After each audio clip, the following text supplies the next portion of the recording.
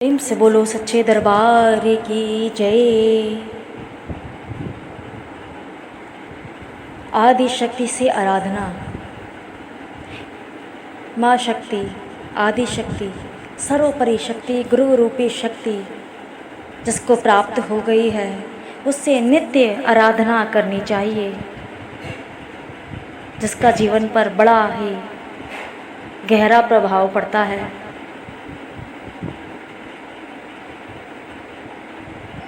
माँ शक्ति मेरी नैया उसे पार लगा देना, अब तक तो निभाया है आगे भी निभा देना। आदि शक्ति जीवन रूपी यह नैया उसे पार लगा देना, अब तक तो निभाया है आगे भी निभा देना।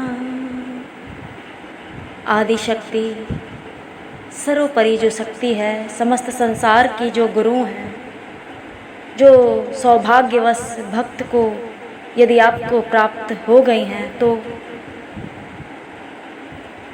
उनकी आराधना करनी चाहिए। उनसे अपने मन की बात को कह देने से स्वयं का मन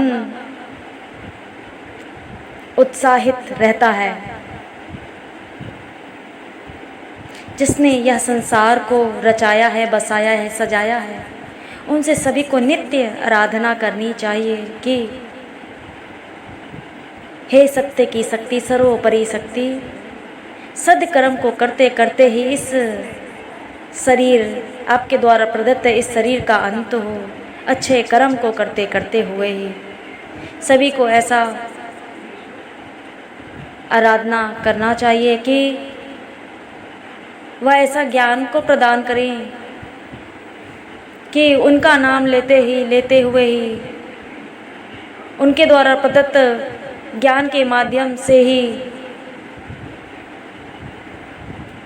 जीवन के सही रास्ते पर आगे बढ़ते हुए, सद्कर्म को करते हुए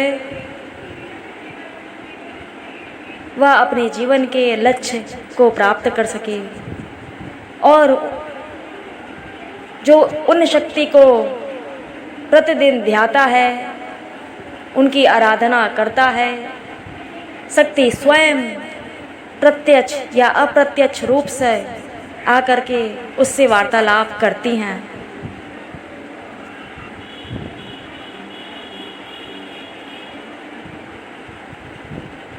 और नित्य उनसे की गई आराधना से भक्त को एक बहुत ही मजबूत ओट मिलता है, सहारा मिलता है, जिसके आगे समस्त बंधन, समस्त सांसारिक बंधन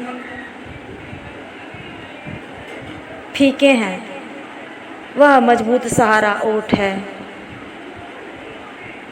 जो निरंतर मन को उत्साहित करता रहता है, प्रेरित करता रहता है, जिससे हमें आंतरिक खुशी, प्रसन्नता मिलती है, प्रेम मिलता है। ऐसी आदि शक्ति जिसकी गुरु हो, उनसे सभी को विनती आराधना करनी चाहिए कि अंत तक उनका साथ यूं ही बना रहे और सद्कर्म करते हुए ही उनके द्वारा इस प्रदत्त शरीर का अंत हो।